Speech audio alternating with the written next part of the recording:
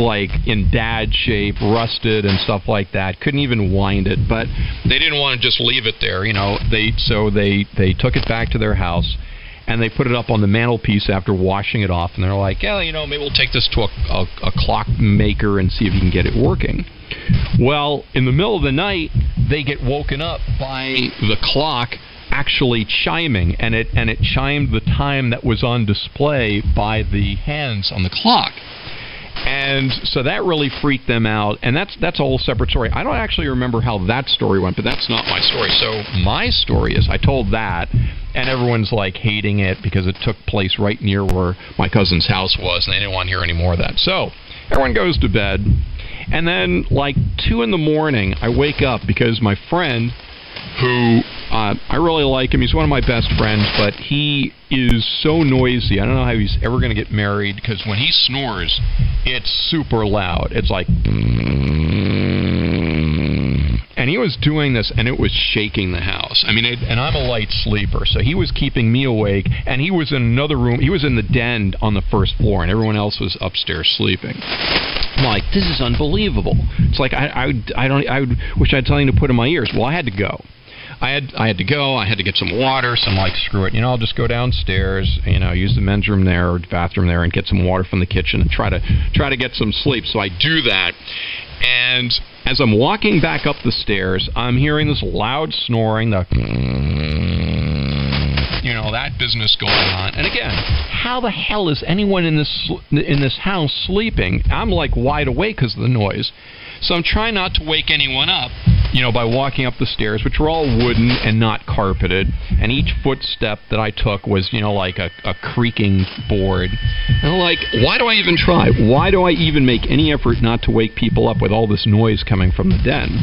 Well, as I'm getting to the top of the stairs, I hear my cousin's daughter and her best friend, who were staying in the room. They were like around 12, 13 years old. I hear them whispering in their room. They're like talking between each other, you know, little girl talk. And I heard them say something like, "It's coming up the stairs." I'm thinking, oh my God, they can hear my footsteps. This could really be funny. Good. I need a good laugh. So then I'm thinking, I will be the monster. So now, instead of like trying not to wake anyone up, now I look for the parts of the stairs that actually creak the most, and I'm getting heavy-handed, you know, and doing like this. And I hear them go, "It's coming up." I'm like, oh, this is the best. I'm trying not to laugh. I'm like, I've got my hand over my nose, my mouth. I'm like trying not to react to it. And I got to the top of the stairs, and I see their door slam shut. It was open like just an inch. I guess they were peeking out, or they were trying to find out what the footsteps were coming up the stairs. Meanwhile, keep in mind, my friend's downstairs with a... You know, doing that. It's like, oh God, this is so funny. I can't laugh. It'll ruin everything. So I get to the top of the stairs, and I walk over to their room, and again, with the footsteps on the wooden floor, and I can hear them go, "Oh my God, oh my God." I grab the metal door handle of their door, the bedroom door, turn it, open their door by 2 inches, and then slam it shut. And in unison, they let out this shriek. At this point, I have tears streaming down my cheeks. I'm trying not to laugh. You ever done that? Have you ever like tried to keep a laugh to yourself? It's not easy. I went diving into my room, which was right the next door over, jumped onto the bed face down. My girlfriend wakes up, and now she's pissed. She's like, "What is so funny?" And that's it. Then I completely lost it. Well, she was madder than hell. I'm like hurting. My lungs were hurting from trying not to laugh. And there's this... I'm sorry, it's not funny. And the 2 girls, you know, were like still shrieking in the next room over. All right, fast forward to that morning. We're all sitting around the breakfast table, and I can't wait to bring up this topic. So as people were getting their cereal and their muffins and stuff like that, I look over at the 2 girls and I said, "How'd everybody sleep?"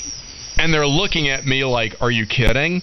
And they're like, Well, and then just as they were about to answer, and just as I was able to be totally vindicated, like get all the reward for being the king of all hauntings, my cousin goes, "Was that you outside my door with the alarm clock?"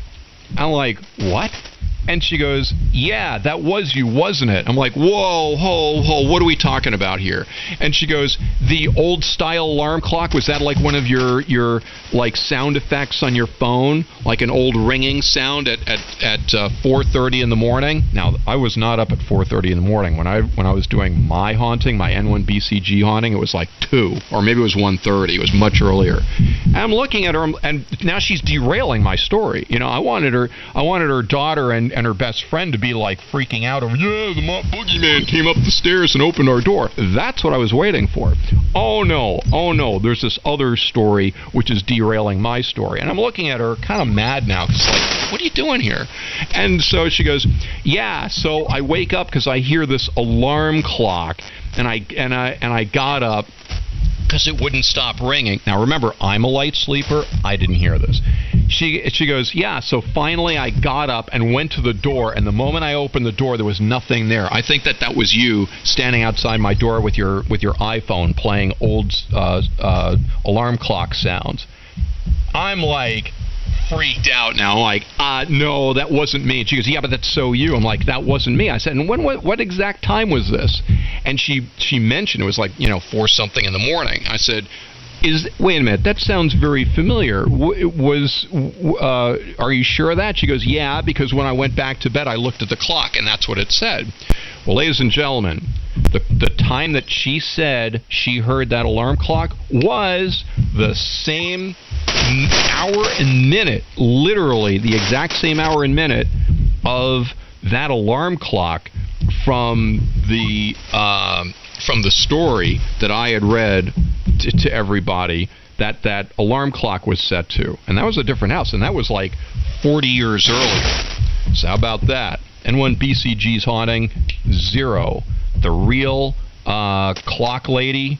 Oh yeah, you didn't hear the clock lady part. But anyway, the real clock alarm clock story, that scored a 1. N1 BCG. W3 MMR. And hello, Perry, if that actually is Perry out there. You got locked up behind the desk there.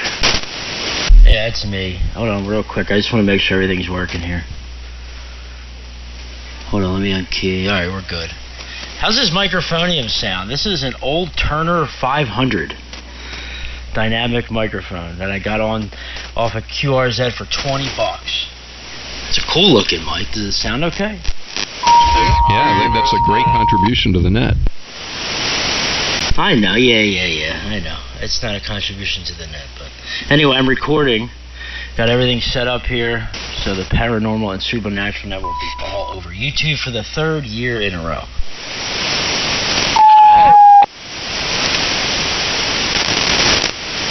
All right, so I'd like a little sympathy here. I mean, does everyone see the effort that I went through to really freak these girls out, and I get like 0 credit for it? Well, did you attempt to spook people again by pretending to be a ghost and opening some door since that episode? Okay, you want to be... No, we were only there one night. I didn't have any other chances. I mean, that was it. I gave it my all, and apparently the real whatever, the clock lady had her way, and my story never even came up. Now I'm listening to the first half, and where you talk about, the historical moment you finished prank, and I'm thinking to myself, well, what you so funny? That happened to you, and there wasn't anybody on the other side of the door. And he started in with a story about what happened in the hall of the clock. And I'm like, you have to be careful in some places. Certain types of actions and things can energize stuff. You never know. But can also be entertaining.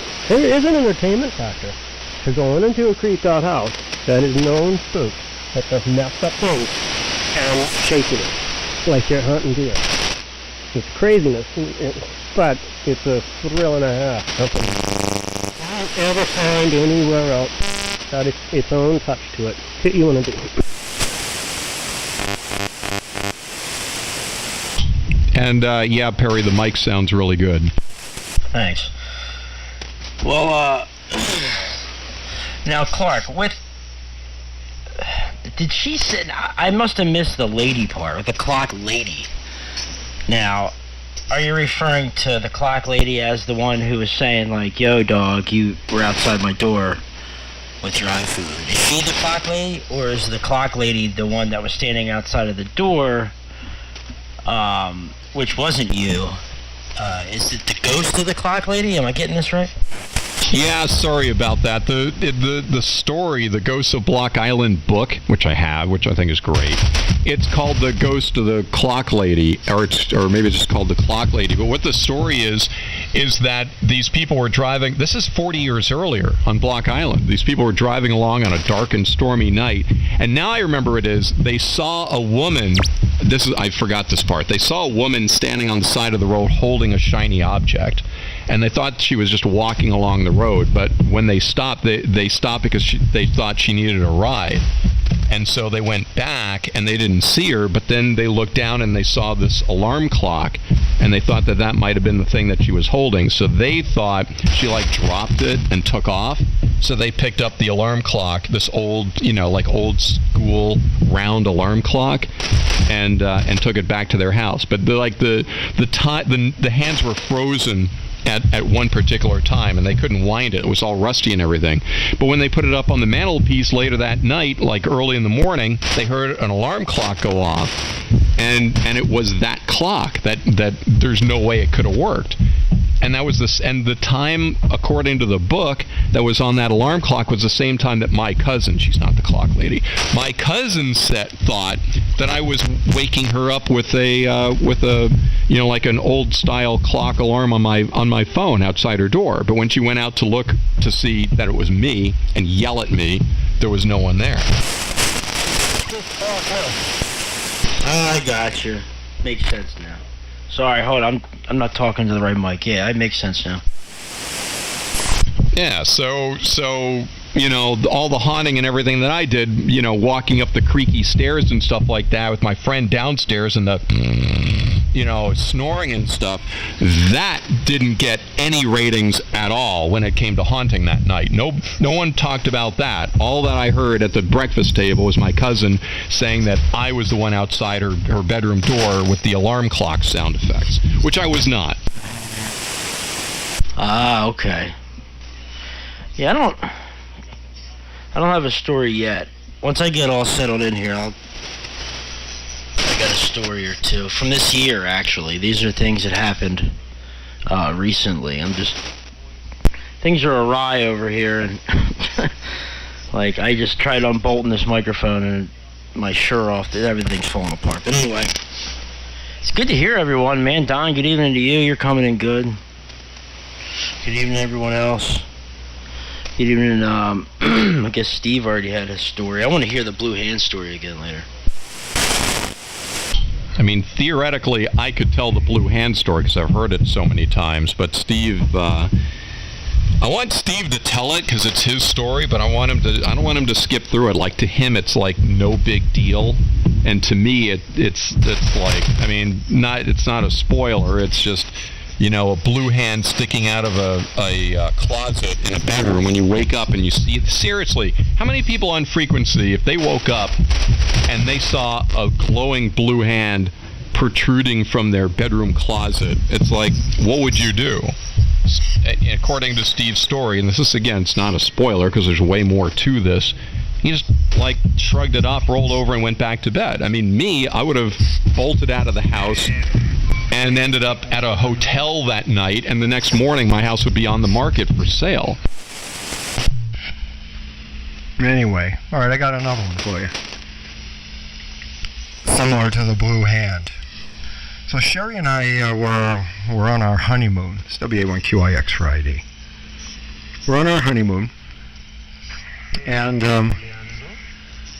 So we're there. We're staying at the Wachusett. What was it called? The Mount Wachusett Inn or something like that. It was at the base of Mount Wachusett. Interesting enough, that place is now a mental institution. Anyway, we're staying in this place. It's our honeymoon night. And we're in bed, sleeping, by the way, or trying to sleep. And I look over. I was kind of half asleep, and I look over, and I see this face looking at right next to the bed, and right there. You know, he was probably a foot away, and he had a look on his face like what? Like, you know, like one of these, you know, tortured looks. Like, you can see me. Why can you see me? And I said to the guy, I said, go away. And I tried to go back to sleep. I went back to sleep, actually. Went back to sleep, woke up again. Days there again. The same look. Like, you can see me. You can see me. You're seeing me. You're here. It's like one of those kind of looks. And I said, go away. And I went to sleep again. And I woke up, and he's there the third time. So finally, I realized that this idiot is going to just keep me awake. And he's not going to go away, and he's not going to leave me alone. So I made a deal with him. I said, look, this is my honeymoon. I'm on my honeymoon. This is my honeymoon night. I need to get to sleep. I cannot have you constantly here, right next to me, looking at me and waking me up. This is not going to work. I said, if you go away and leave me alone, I won't try to exercise you. I won't do anything to disturb you or get you out of here or whatever, because I know how to do that. And the guy left me alone. So that was kind of the end of that one. I told Sherry, I didn't tell Sherry about it right away, because of course she would take it personally. Like, you're criticizing the place I chose. But I did tell her about it eventually, and that, in fact, was her reaction. When I told her, I said, you can't do, how would you have known that that place is haunted? And that place is seriously haunted. That was a serious thing, that ghost there. That was a major and strong and serious ghost. But it turns out that eventually the inn closed down, and they made a mental institution out of it. And I'm just wondering, you know, imagine being institutionalized in a place like that, and you happen to be sensitive, and you can see this ghost there, you know, and they're going to think you're crazy. You know, even more crazy than you might be, because you're seeing a legitimate ghost. So there's another one for you. Well, that's perfect. So what? So I mean, wouldn't you expect that would be the perfect place to have like an insane asylum, a building that's haunted? Because so what? So the inmate? No, I guess they're not inmates. I guess the patients would be saying that they're sorry about that. That they're hearing people or seeing things. That's the wrong. Right, but the staff would think they were crazy. A hospital to a Holiday Inn. It's another to be a Holiday Inn. The staff would think that people are crazy, and they're not. They're legitimately seeing a ghost that's actually there. Yeah, but that would lead to more revenue, because there would be more people staying there longer. You know, like you guys are staying here until you stop hearing things. I guess. No, that just staff would be tripped out too. But because it's a mental institution, there's going to be this stigma to it, so everybody's going to keep writing it off.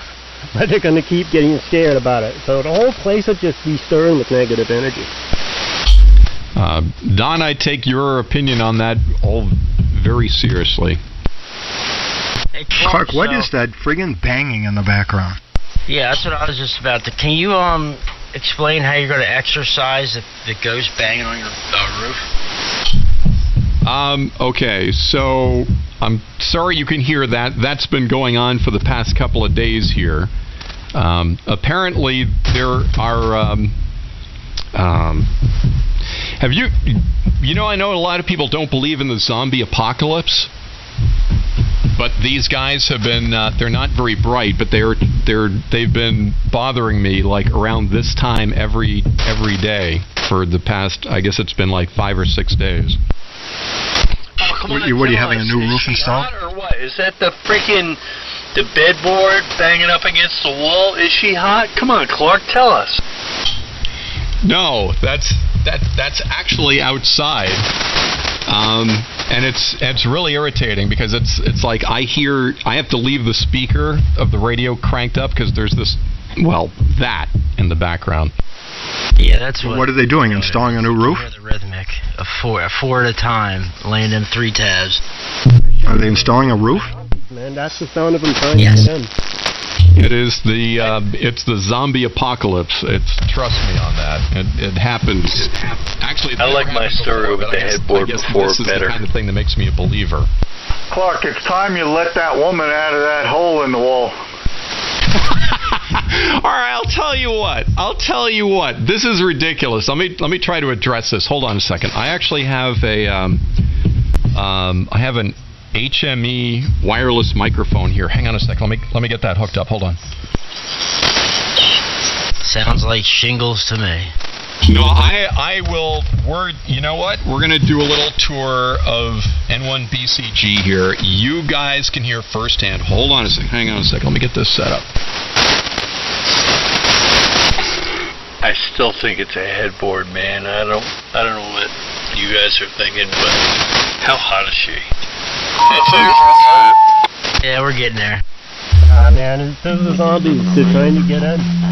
Get back to them banging on the door. That's what I'm keep saying.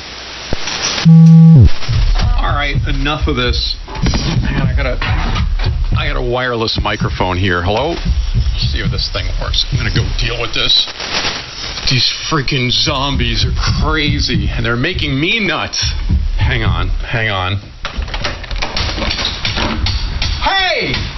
Knock it off! I'm trying to operate on 3873. Oh, great. It's like having an argument with sidebanders. They just come back and they do more of it. Oh, for Pete's sakes. Whatever. You know, you just can't win with these guys. Screw it. I'm not going to bother with this anymore. I guess I should ID N1BCG. That's great. Sounds like a bunch of cork sockers. Dude, that was awesome. Now look. Now they're mad. That was zombies. Yep. And he didn't even say the other word after mother at them. You hear that?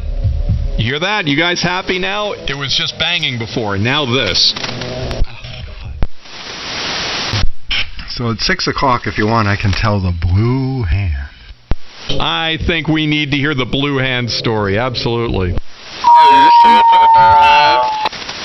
Hey, Greg. But it's not 6 o'clock yet. All right. Well, what was the other story? I got a cold one paranormal that's real. All right, let's hear it. This house is in Wakefield. I haven't lived there in over 10 years, but I had about 7 people die in it. In different places, in different ways. So, yeah, I had it decent, and affected everybody. So I'm outside the summer day. I owned a house, had this pit bull. It's a stupid dog to have so many people, but you know, and it was a dangerous dog. And you couldn't let that thing out. If it went out and bit somebody, it'd be a big deal. So we keep the thing inside a lot. And it's sliding glass doors in the back of the house. And I'm standing out there, afternoon, and that damn sliding glass door didn't start opening by itself. And the dog's sitting there looking at it, and I'm just looking at it too, and I'm like, you haven't been kidding me. I run up really quick, slam the door shut. The dog sits there, he hasn't moved, just sitting there looking.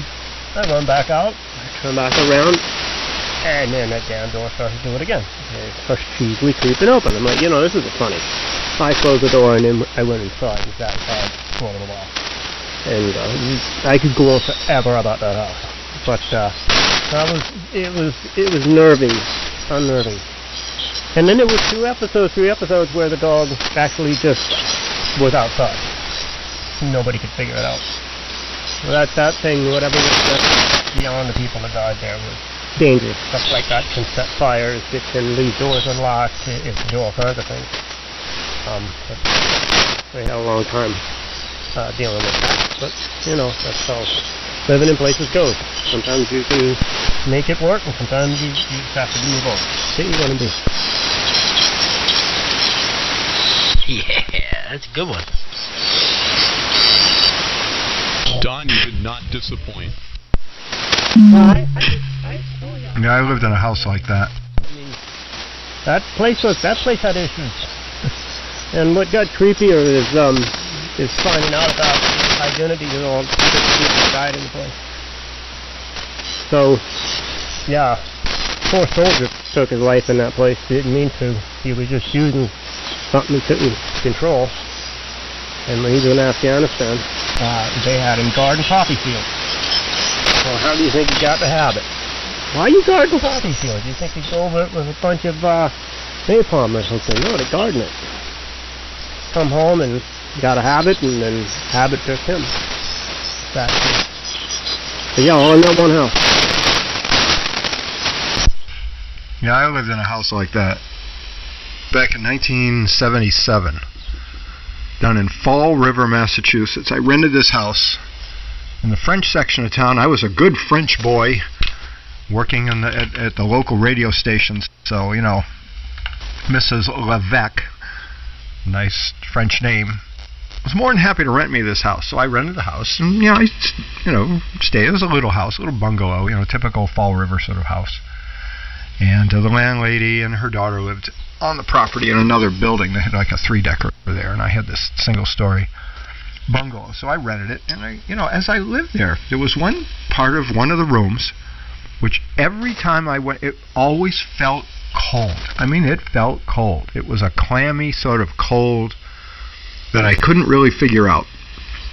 And the house had, it had a living room, it had that room, it had another bedroom, and had a bathroom. So it was like a 3-room house. Right, it had a kitchen, living room sort of combination. Anyway, so I just couldn't go in that room, or that one section of that room. There was one corner of that room. I went there. It felt cold. It just did. I was going to actually use that as my bedroom. I couldn't even sleep in it. I had something in another room. Finally, one day, I was having dinner with a landlady, and I had, I forgot about it. I put a bunch of junk there. I put boxes of stuff there. I stored things in that cold corner, as I called it. And I finally asked her if I'd lived there for like 3 months. I asked her. I said, did anything weird ever happen in that house? I said, this one section of this one room, and I described it perfectly, and she knew the house really well because she owned it. I said, it feels cold there. If I go there, it's cold. It feels like a clammy, basement-y kind of cold, and very uncomfortable. And she said, oh, the guy who lived in the house before you, his bed was there, and he died there. I said, oh, okay, that would explain it. And that's, and I don't know if that house still has that, but it was pretty fresh because the guy had died there within months of me living there. Probably not even that many months went by.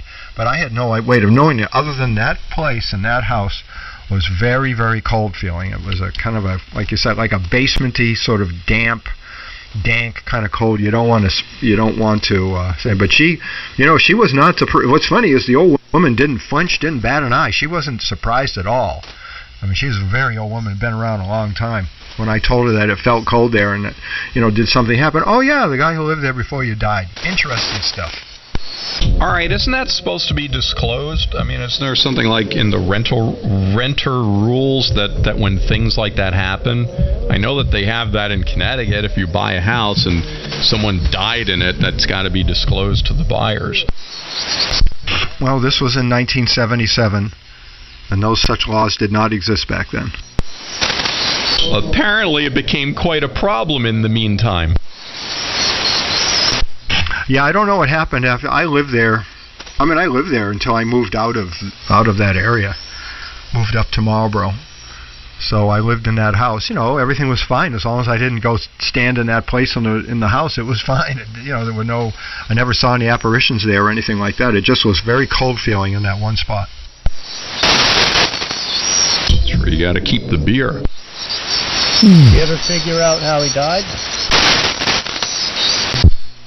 I think he died of natural causes. No, because that should be a place where somebody's bedridden for a long period of time, and they could be in a lot of pain, psychologically, physically, you don't know, and then they'll charge a place, and then the person passes, but maybe they don't pass in the best way. And so you're feeling more of the energy in the room that the person created and left behind than you might be actually picking up on the actual person itself. So, not saying that wouldn't be a great doorway to go find out more, but it could just be the way the room is charged. In time, it could dissipate. Windows are left open and it was able to breathe, but that's a tough thing that you want to be. I want to know what this guy had on the Clintons. Clintons? 6 o'clock. Welcome to the Extraterrestrial and Supernatural Net night. N1 BCG. Steve, I know you're going to be jumping out when your banana lady shows up, so I don't want to miss out on the Blue Hand story and the new for 2021 story. So maybe you should pick up and don't spare the details. You know, people love the details. All right. These are real things. I do not make stuff like this up. This is real. All this, everything. If I say these, they're real. I do not make them up. And I've been seeing spirits my entire life. And one of my kids can see them. My mother could see them. My grandmother could see them. It runs in my family, actually. Anyway, so one night I'm in bed. You know, June is there. It's my first wife just living in Townsend. It's probably 1993 or thereabouts. And I wake up and I see this blue hand jutting out of the closet. I said, "Oh, brother, something is in the closet." I didn't think much of it. I went back to sleep. I forgot about it. You know, I did. I forgot about it. I was working, blah, blah, blah. Anyway, next night, same thing. Wake up, oh, shoot, a friggin' blue hand jutting out of the closet. There's something in the closet. I got to talk to June about it. I went back to sleep. Next night, friggin' blue hand. I said, all right, I'm going to remember to tell June, whatever you did you put something in the closet? You know, and I did. I remembered. So in the morning or sometime I saw her and I said, oh, by the way, I saw this blue hand jutting out of the top of the closet. Did you put something in there? Of course, June, being very skeptical of these things because she couldn't see them, but she'd lived with me for a long time and she was used to me describing things that I saw. So she understood that it was a thing. My son Joseph was 3 years old, just as a note. She said, well, I bought a hat. I bought a hat box, and it's got a hat in it. I said, well, get rid of the damn thing. It's got some kind of attachment. Turns out we found out where it came from later. That's a different story. Anyway, she apparently did something with the hat box. I forgot all about the blue hand incident. Blue hand itself. I didn't see anything that night. I didn't even. It was not paramount on my mind. And everything was fine. So the next morning, come downstairs. I'm downstairs. I'm making pancakes or whatever I usually make for breakfast. And my 3-year-old comes down.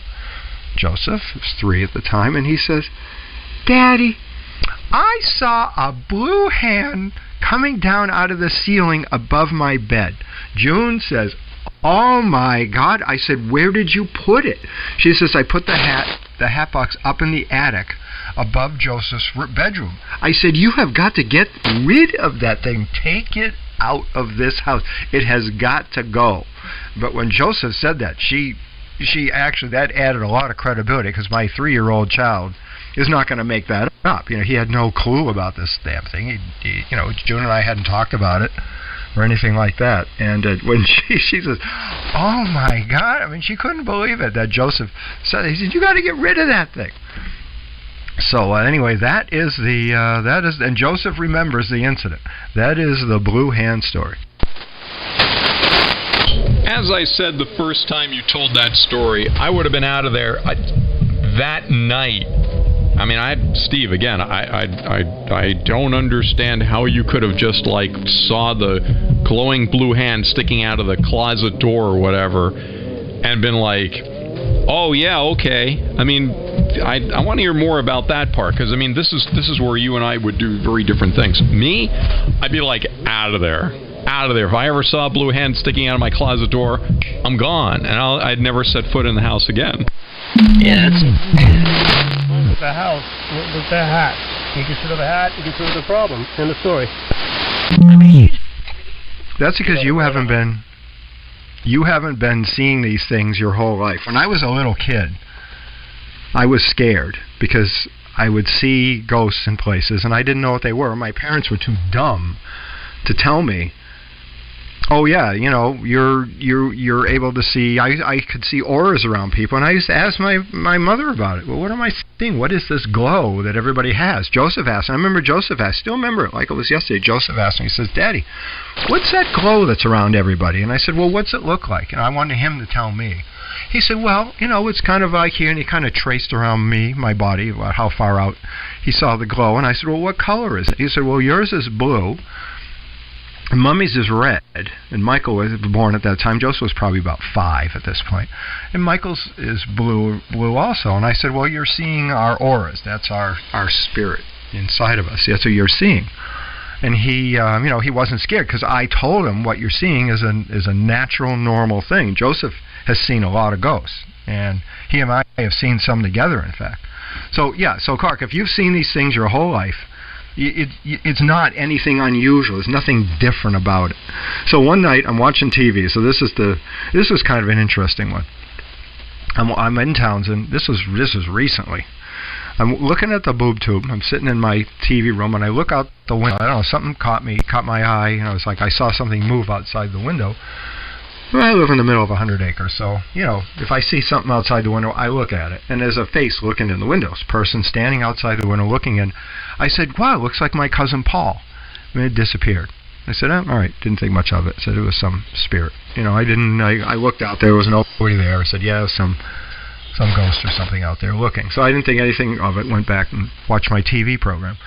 4 days later, I got a call from my cousin Paul's girlfriend.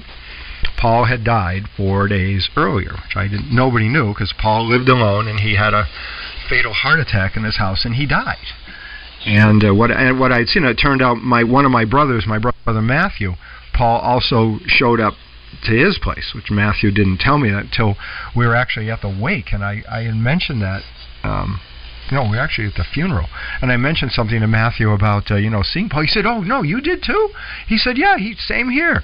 He came to my place, and I saw him, and I didn't think much of it until you called me and said Paul died. You know, so that was kind of an interesting one. So my cousin Paul did in fact come by for a visit, and he was close to me. I was the cousin that he was closest to, and he was somewhat close to my brother Matthew, and my brother Matthew can also see these things. So, yep, that's the most recent one there, Clark. And we're just settling my cousin's estate now. I'm the executor of his estate, and we're trying to settle it. But that was kind of interesting. I mean, there's Paul. I said, "That looks like Paul."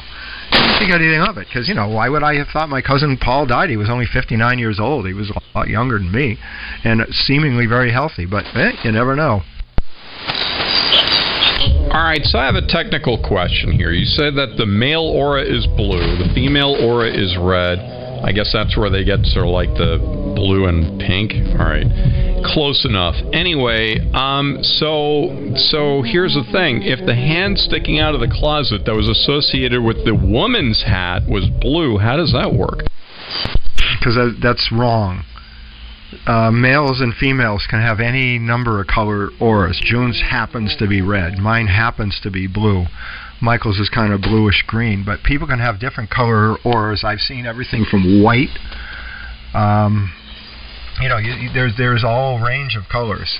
Blue is very common, and red is very common. So those two I see a lot, or I used to see a lot. So yeah, no, it just happened that that thing was blue. And the most common color apparition I've ever seen is blue and green. The time Joseph and I saw the woman is kind of greenish. She was standing out. I woke up. We were renting a house in Lake Winnipesaukee in Meredith, and I wake up and there's a woman standing out there, and she's kind of green and blue, old woman standing out in the hallway. I said, she's harmless. I went back to sleep. So Joseph gets up, and Joseph's probably 12 at this point. He said, "Daddy, did you see that last night?" I said, "What'd you see, Joe?" He said, "I saw this woman, kind of green and blue, standing out there in the hall." I said, "Yeah, I saw her too. She's harmless." And Joe said, "Yeah, I wasn't scared by her or anything like that. I just saw her. Didn't know if you had seen her too." So she was kind of green-blue. Whoa, it's like a learning experience now.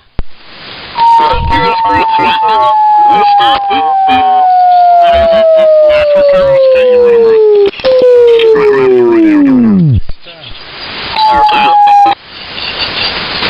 mean, do you see an aura when you look at everybody, or does it have to be under certain conditions? I don't see them anymore. Either does Joseph. Most children lose that ability when they, by the time they reach their teenage years, and I was no exception. I did, and Joseph can't see them anymore either. Don't forget about the woman I saw at your place, Steve. K1KBW. Why don't you tell that one, Bob? You saw that woman. I didn't see her. You tell that. Yeah, let's hear it. Yeah, well, Steve was in the kitchen facing towards the sink, and I was sitting out in where the table is, facing towards the door going out, going outside. And I see this old woman with this funny hat. It's kind of a little flat. It's kind of not square, but flat on top, and with like a shawl on. She walks through the door, and she just kind of floats up the staircase and goes upstairs. And I told Steve about it, and he, of course, he wasn't looking in that direction, but she just walked right through the door, and I could actually see through her. It was weird. I mean, because I was at his place, I wasn't here. The description of the woman fits my mother, wearing one of her berets. She always wore berets, and berets are flat hats. Hey, mother's only half a word. Yeah, well, I mean, it could be, but I mean, she had like a shawl on, and it's dark colored, a dark clothes, or her dress was like dark, and just floated right up the staircase. What about the woman you saw up here at Mirror Lake? Oh yeah, I forgot about that one. That was just recently, when we went to Nearfest. I wasn't sure. All I saw was like the head, and I'm looking at it, and I go, it must be something that's in the room, and it just looks like a head or something, and it kind of looked, more like a woman than a guy. And I'm looking at it. I said, it must be something that's there, and it just happens to look that way. And then it moved, and then it disappeared. And I go, oh well. Looking at something, and you get that moment, you see something happen and move. Does it ever make you want to chase it? What did you say? She was afraid of my equipment or something? Yeah, that was before I saw that. When I was laying there, and like I said, I don't know if I was sleeping and dreamt that part. I wasn't dreaming when I saw that head there, because I was wide awake. I was actually sitting in that rocking chair. But before I got up, I was laying there, and this woman and this guy were talking, and she said that she was afraid of your equipment that you had in the house. She was afraid of the electricity. And I'm going, wow, that's strange. And like I said, I don't know if I was dreaming or if it was real or not on that part. What did the guy and the woman look like? They were short, and maybe slightly above average build, but they were short. The people who lived in this house, the man and the woman, were really small people. The guy was 5'3", and the woman was just a little under 5 feet tall. They were very short people. Well, there you go. It could have been them. This is a good, man. You guys are coming up with some good stuff this year, man. This is, I think, some of the best stories we've ever had on here. W3MMR, good evening, Bob. Hey, what do you say, Perry? Well, that just happened last couple of weeks ago, or a week, or one was Nearfest, a week or so ago. That just happened. It's weird.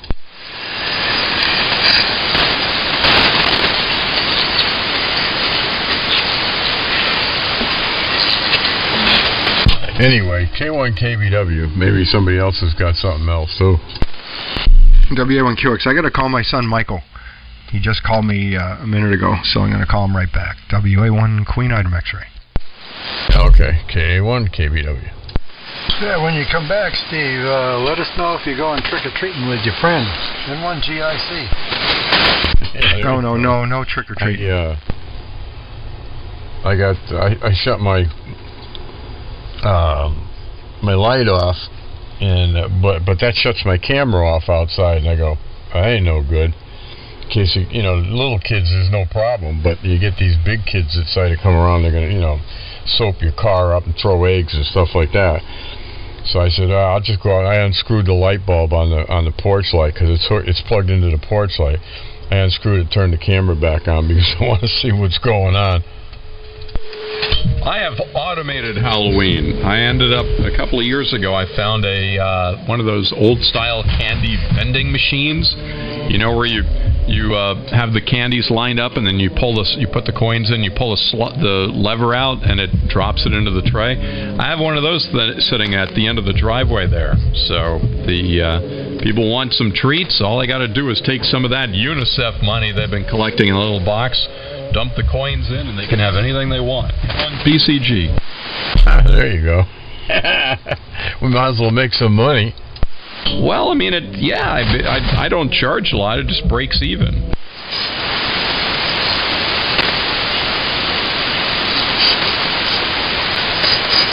Anyway, while I get the key now, let me check my SWRs.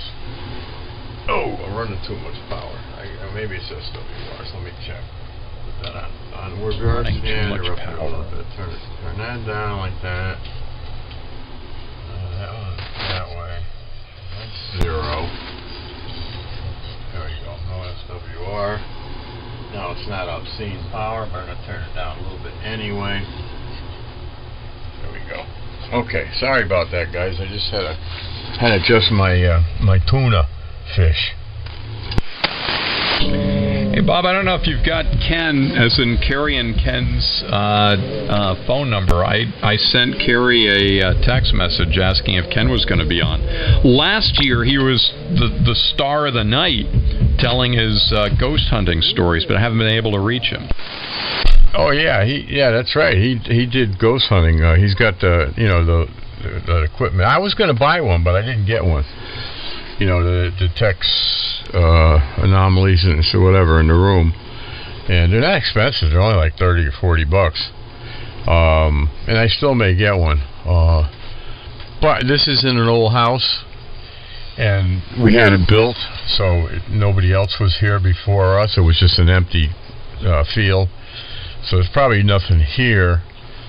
I'll be here though after I die. I'll haunt the crap out of this place. But I don't think it's haunted by anybody else. And yes, I do have Ken's number. Yeah, there's you get those EMF detectors and K2 meters for cheap now. They're easy to find too. You can get them on Amazon or eBay or wherever. And there's a whole bunch. There's a few different things that you can get. There's a lot of different things that you can use. So anyway, yeah, good evening, Bob. Good evening, everyone. I'm going to let this thing keep recording here. You guys are doing a great job, and I'm going to make some dinner, but we'll be in the background. W3MMR. Can you imagine that? Sort of like an anti-will? Instead of telling your loved ones what they get, you say, if you don't do this, this, and this, I'm going to haunt the hell out of you, and you'll never have a full night's sleep. Sure, that's been done. No, I think that's a pretty original idea.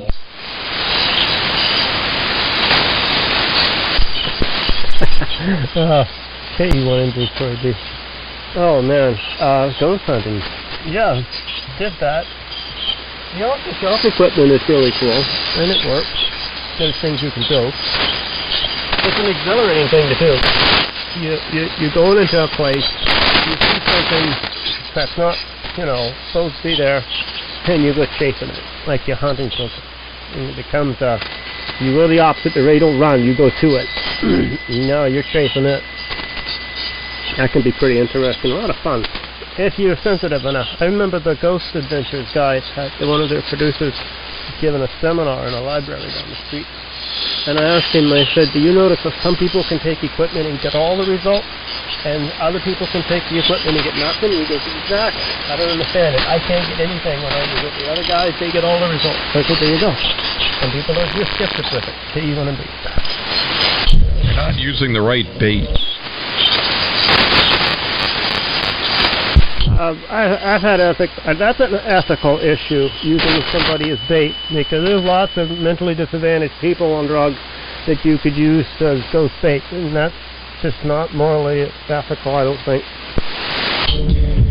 Bob, did you say you were going to buy that stuff? You were going to buy what did Perry say, the EMF detectors or whatever that stuff is that Ken uses?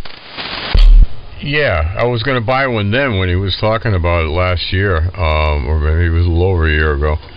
But I'm still probably going to get one. They're pretty neat, and yeah, you just never know when something's going to float by, and I mean, like I said, there's nothing here to haunt this place because I'm the only one that lived here, so but you never know if something might be floating around, You never know when something's going to float by.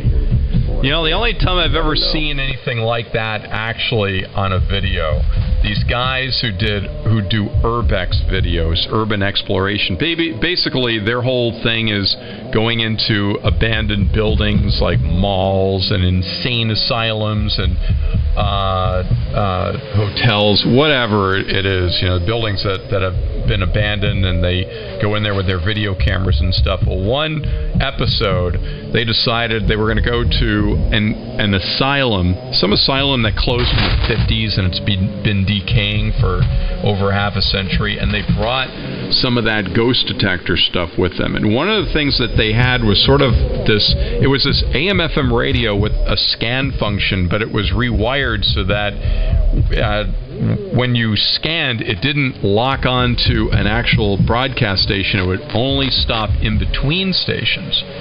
So I've never heard of an AM/FM radio with a scanner on it. But anyway, they were doing their video, and as if the whole place wasn't creepy enough, you imagine some old brick building which people had gone insane in and died and all that stuff, because they had the morgue in the basement and such, and they're there at in the middle of the night, and they're walking around with all this decay and everything, and then they stop and it's like, well, let's try the device that they bought. So they put that on and set it up, and so you hear this as it's scanning between FM stations, and apparently you're supposed to listen for voices in between the stations, like the ghosts will talk to you this is what they said, on the frequencies between the stations. Anyway, that's all I know of it. N1 BCG. Okay, what the heck you got running in the background? Oh, that was addressed earlier. Yes, that has a lot to do with the zombie apocalypse. They're out there. Oh, because it's almost as loud as you are. Hold on a second. Let me try to turn the mic gain down a bit. Maybe that'll help. I thought it was somebody making love in the next room or something. Yes, I'm in an inexpensive motel on the side of the interstate here. It's me and just a bunch of truckers. Oh, there you go. I can give Ken a call and tell him to get on the air. That would be great, because I don't want him to feel bad that he missed it, and he had some great stories last time. Roger. Yeah, I'll give him a call now. Roger D. K1? Yeah. And even the wrecking ball is there. Man, I can barely hear you. I'm going to say 73 and try later. Really? I thought you might actually have a story, like the haunted hangar. No, I got to go upstairs, though, because they do have the trick-or-treaters beating on the door. I should have said that's what it is. It would be a lot less scary than the zombie apocalypse. No, 73 is K1QAR out.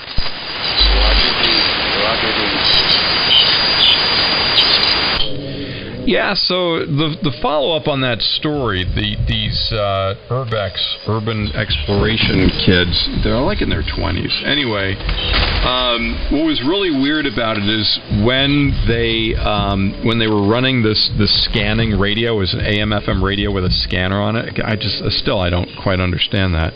But anyway, so one kid, there were two of them, and they have like their super high def digital cameras and stuff with the LED panel lights so they can light up whatever they're filming. So one guy's holding it and he goes, "Wait, I thought I heard some kind of a noise. The static changed." And then the other kid, his friend, comes over with his camera and he puts the camera right up to the radio, and all of a sudden you hear all this. And I'm thinking to myself, yeah, it's your LED light panel. And they start freaking out. They're like, "Did you hear that? Did you hear that noise? Here, back away for a bit." And then he backs away with his camera. He goes, "It went away. There's spirits here. The spirits must be. You must be a spirit. You're causing the ghost detector to change sounds." And he goes, "Well, let's try it again." And so the other kid with his camera, and again, it's a digital camera with the LED floodlight on it. He tries to film the radio, to get the sound of the ghost, the ghost detector, the scanning thing. And the moment he brings his camera near it, gets all the RFI from the LED light panel, and the two of them are now completely freaked out. It was very. I should have posted on their comment section, like, "Do you know what that was?" I don't want to ruin it for everybody, but that was you guys were haunting yourself with your cameras.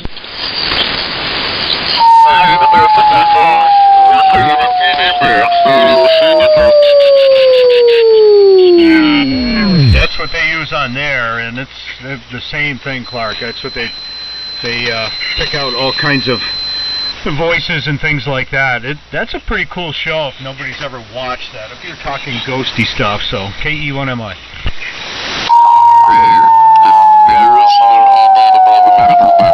This is different. Does it stand for ghost hunter? It stands for something totally different. And you would think it is, but it's an ED detector, they call it, on that particular program. And it's similar device that picks up, it scans the low frequency ranges, and it basically is on an old AM type portable radio, but they call it an ED box on that particular program. And they do hear stuff in there periodically. The voices that come out, it's quite incredible. If nobody's ever watched that show, it's on the Travel Channel, and it's actually really good. They've been on for 16 or 17 years now, and they've really kind of they've perfected a lot of stuff. They have a lot of electronic gizmos and whiz-bang things on there, but it's an interesting show. It's entertaining, if nothing else, so I'll give it that.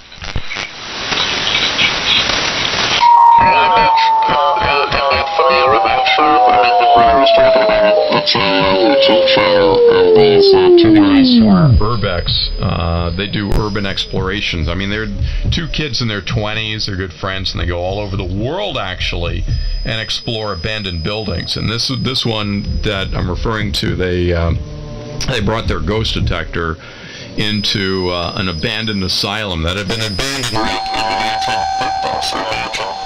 70 years of decay. It was a brick building, so it was built well, but vines and stuff like that were growing in, and in through the broken windows and stuff. And the whole thing would have been pretty creepy with the sun out in the middle of the day, at noon. But they're doing this at 2-3 o'clock in the morning, which is plenty freaky enough. And then they start with the, as you were saying, the ED thing. But they tried both, because it was funny, because they weren't specific on what they were doing, but when they first turned it on, because we're kind of like radio savvy, so we could hear this, like, oh, okay, that's an FM receiver which is scanning and it's tuning between each station, so you can kind of hear it's going, like, like that, and you can hear FM stations off frequency. So it's like, okay, so they're scanning all the FM broadcast frequencies that don't have a station on it. And then at one point they kind of gave up with that, and they said, well, there's another setting here.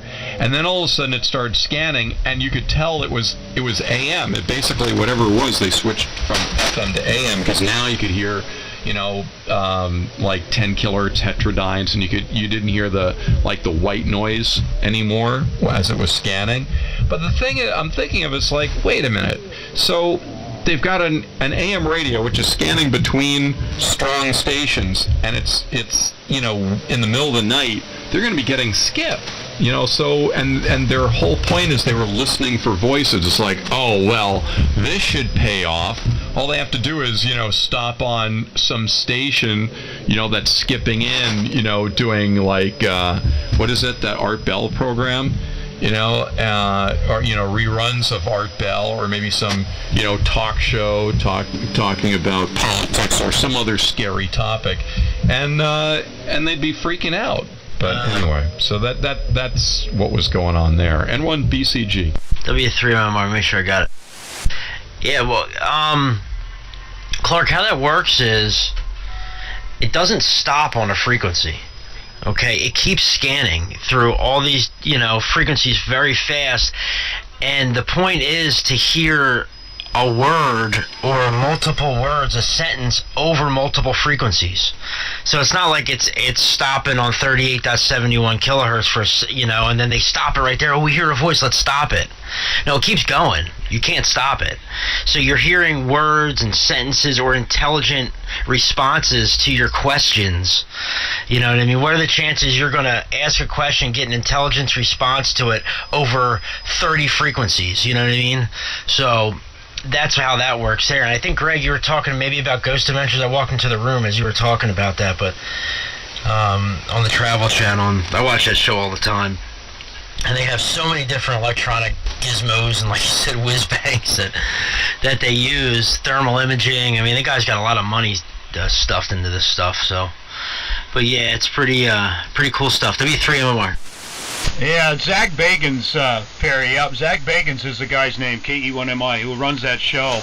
And there's a few other guys in there too, Billy and Aaron and a couple other guys. And yeah, they've got all kinds of really cool things that airs on that program. And it is entertaining, if nothing else. Take it for what you want, okay? Because it is a ghost type program. But yes, it's exactly what it does. It scans through a bunch of frequencies. And things do pop out that you can hear. You have names, voices that you can hear, sentences, you're right, phrases. It's quite incredible. Yeah, right. That's like getting on 11 meters and flipping through the channels and trying to get a sentence out of that. You'll never hear anything intelligent there. Just watch it, Clark. Give it a chance. There's stuff on YouTube, Ghost Adventure stuff. There's full episodes on YouTube. So I gotta go put my shells in the water. The water's boiling.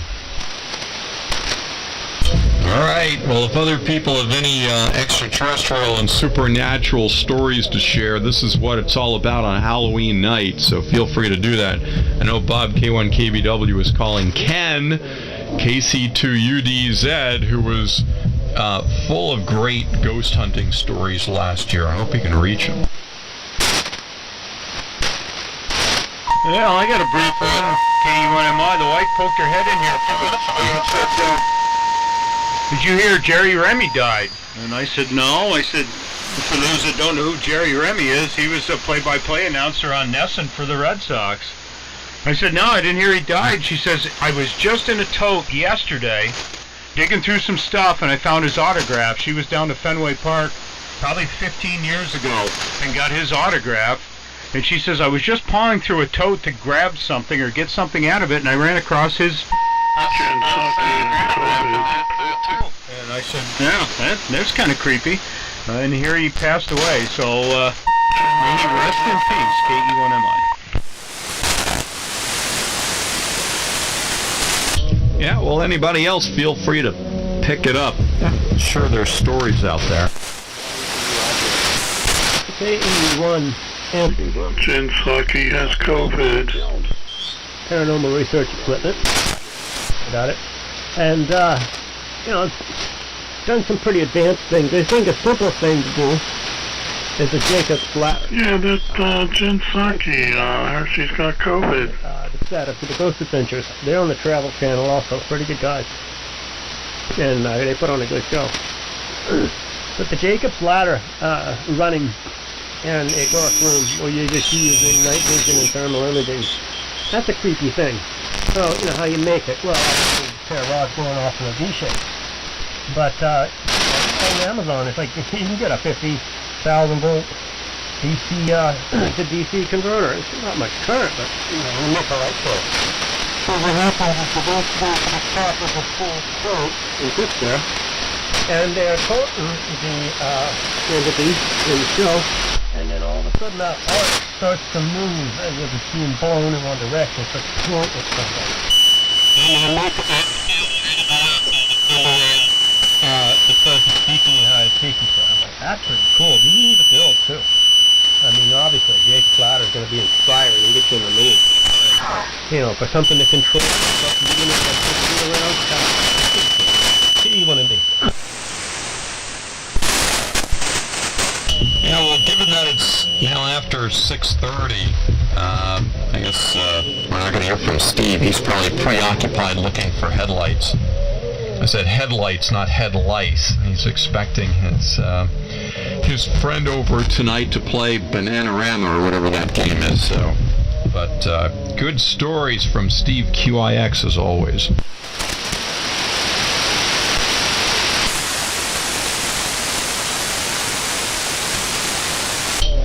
Is the band going along, or is that just